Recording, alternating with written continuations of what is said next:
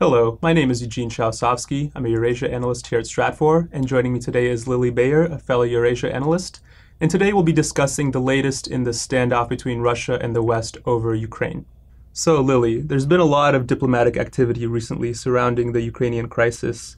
We had a phone call happen between Putin and the German and French presidents. Shortly after that, they announced that they would be holding the newest round of Minsk talks this Wednesday and Friday. But we've also seen today that Ukraine passed a law basically scrapping its non-bloc status, which theoretically at least opens the opportunity for the country to join NATO. So how do you see that impacting the talks that will be held this week? So since 2010, Ukraine has legally not been allowed to join any kind of military organization. And with the passage of this law, technically, Ukraine could apply for NATO membership. But the thing is that the Ukrainian leadership has been discussing this law since the summer. And although the Kremlin is definitely not happy with the decision, both the Russian and the Ukrainian leaderships are aware that NATO membership is not really on the table for Ukraine, at least on the short run. Right, and we've even seen Poroshenko, the president of Ukraine himself, say that, membership in NATO is not something that's going to happen anytime soon. It's going to be 5 years until Ukraine actually applies to even join NATO and the EU as well. So that doesn't seem to be, in the cards immediately. But it's interesting because actually what we've seen on the ground in Ukraine and eastern Ukraine seems to be going counter to this kind of notion of an intensification. How has that played out in recent months? Right. So the original ceasefire was decided on September 5th, but since then we have seen fighting in several hotspots, including the Donetsk airport. But since early December, we have seen a significant de-escalation. There is still some shelling and small arms being used, and we did see some infrastructure being targeted near Mariupol just earlier today. But there still is an understanding on both sides that they want to see less fighting, especially now when the weather is getting colder. Right, and I think one major factor in this decrease in fighting, or at least the decrease in escalation, is the Russian economy, right? Obviously, there's been a lot of negative news in recent weeks. We had the major devaluation of the ruble. Russia is really struggling right now economically. Sanctions have hurt Russia, but really it's the price of oil, the decline in the oil price that's really hurt Russia a lot. And, conversely, that's actually could be one of the major reasons behind Russia becoming less aggressive in Ukraine. I mean, we saw, when the crisis broke out, Russia making a lot of aggressive moves, obviously in Crimea, and then supporting the separatists.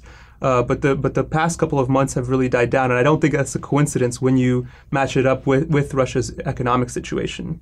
Right. So at this moment, the Russian government really wants to have the ability to focus on domestic policy. Today, we had the Russian Prime Minister talking about how even though an economic crisis is ongoing, Russia shouldn't cut social spending, which is an important part of keeping the Kremlin popular within Russia. So as Russia faces the decreasing oil prices and the sanctions, the Kremlin really is looking for ways to ease the economic pressure. And one of those ways would be de-escalation in eastern Ukraine and trying to get especially some members of the European Union like Germany, which itself has been suffering due to the economic downturn in Russia, to agree to at least some easing of the sanctions. Right. So we see basically Russia under tremendous constraints because of the economic situation, and that in turn is affecting its power projection and its military posturing in Ukraine. But as you mentioned, Germany and several other European countries are also quite worried. I mean, the sanctions were effective in effect, in terms of shaping Russian behavior. But now, combined with the low oil prices and Russia's already, the cyclical downturn that had started last year, it's having a really major impact on the Russian economy.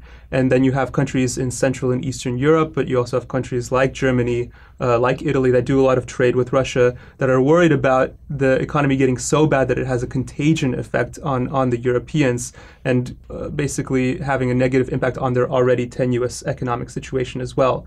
So this is kind of framing these talks that are happening this week and that are ongoing basically, and it seems to point to a larger scale de-escalation of the crisis.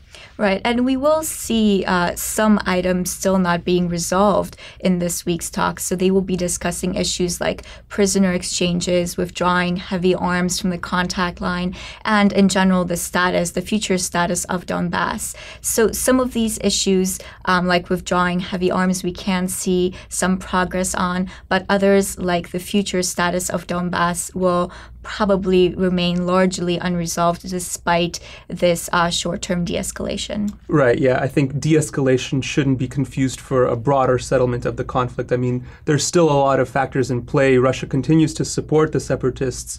There continues to be some basically military action or throughout Russia's some former Soviet periphery that Russia doesn't seem to be wanting to scale back, at least not at this moment. So I think it will be a long and drawn out affair, but the tide seems to be turning against a major Russian military action in Ukraine, which in turn can soften the sanctions potentially and lay the groundwork at least for some kind of understanding over Ukraine between Russia and the West. But anyway, that's all we have time for now. Lili, thanks very much for joining me, and thank you for watching.